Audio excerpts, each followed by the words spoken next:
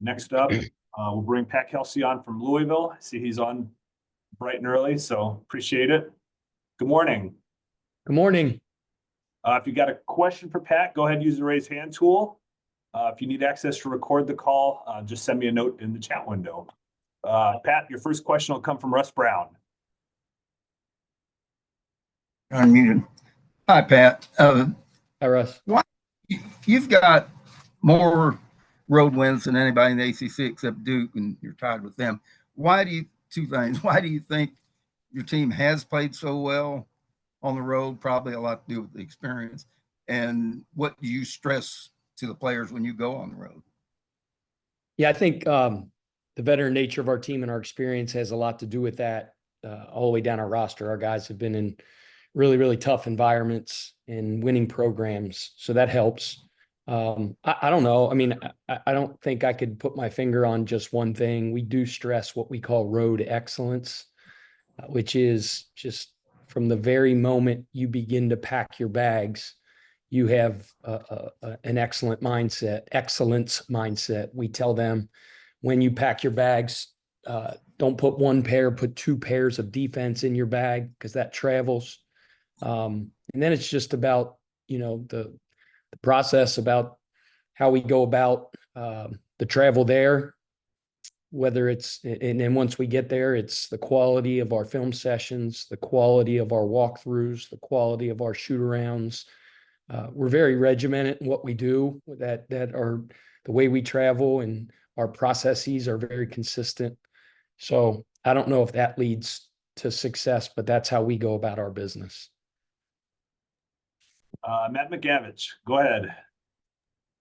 Pat, I'm curious, what has it been like over these last few weeks as you guys are on this 6-game win streak and have been collecting some quality wins to see the collective buy-in from the Louisville fan base, like kind of gradually increase, especially since the showing in the Bahamas?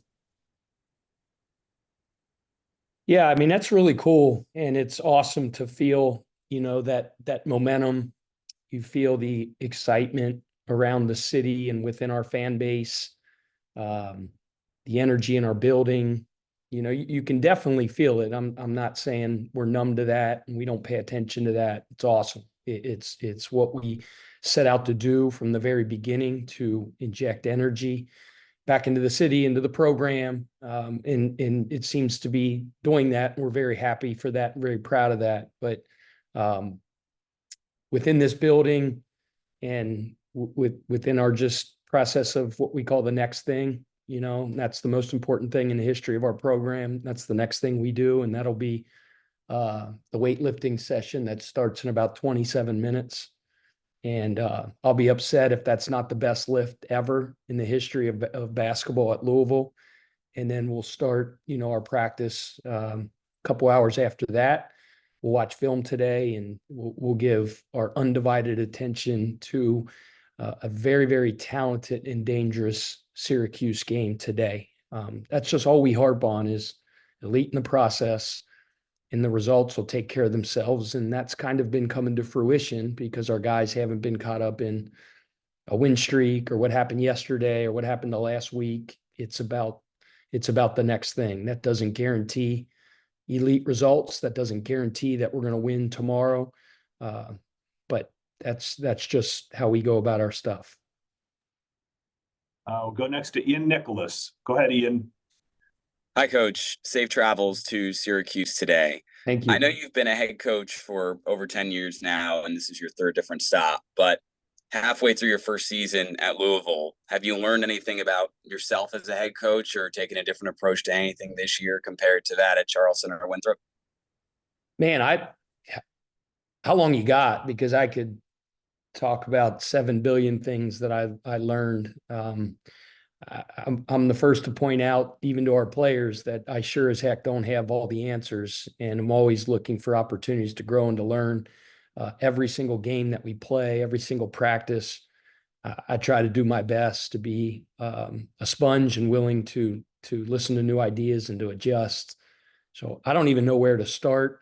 I think if you had to make me pick one thing and one thing only, I would say on November, whatever it was, when the ball went up in the air in probably our biggest early game, like, the first time the lights came on for real and we were playing a major power conference team.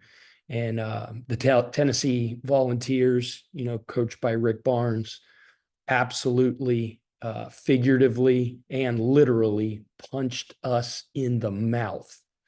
And it was like a baptism by fire as to how it is at this level. And it was eye-opening. And I walked out and I said, okay, got it. I'm not the smartest knife in the drawer, but you punch me in the mouth and I realized what we're dealing with and what we're up against here. Just the physicality with which they played. They hit you hard. They punch you. They don't let you move. They hold you. They grab you. They claw you. They illegal screen you. And I say all that in the most complimentary way possible, because I love toughness, man. And that was very eye-opening. And I thought it was a great early test. And I thought my AD was crazy for scheduling that game. He asked me and I, in a weak moment, okayed it. But afterwards, I'm so glad we played it, because it really opened our eyes as to how nasty and tough that you got to be to succeed and to compete at a really high level. Brett Friedlander, go ahead. Hey, Pat, how you doing this morning? Good. How are you? Given the injuries and the nature of the injuries that you guys had early in the season, how much have you had to reinvent your team as you've gone along on the fly? And how different is your team now than it was maybe back in November? Yeah, I use this saying a lot because Coach Prosser, Skip Prosser, used to say it all the time. The season's a lifetime. So many things happen from the start to the end. He always used to say, babies are born, people die. There's ups, there's downs, there's goods, there's bads. I always say that. And it's kind of, one of the fun things to me about coaching is figuring it out, right? And everybody has to figure stuff out, whether it's when you get punched in the mouth against Tennessee, when you get whatever, you have good things happen, bad things happen. It's helping your team get on to the next thing and respond the right way. And sometimes it's how you respond to success, which is what we're dealing with right now, right? Or what we're seeing, but then it's some adversity too. And there's no question that we dealt with some really tough things with injuries to some really key guys that made us, like you said, kind of reinvent ourselves and go back to the drawing board a little bit. It took a little bit for us to get our footing back and to figure out our new way. But I really feel like our guys adapted well, and we have some good momentum going right now. Could you kind of elaborate on what the new way is?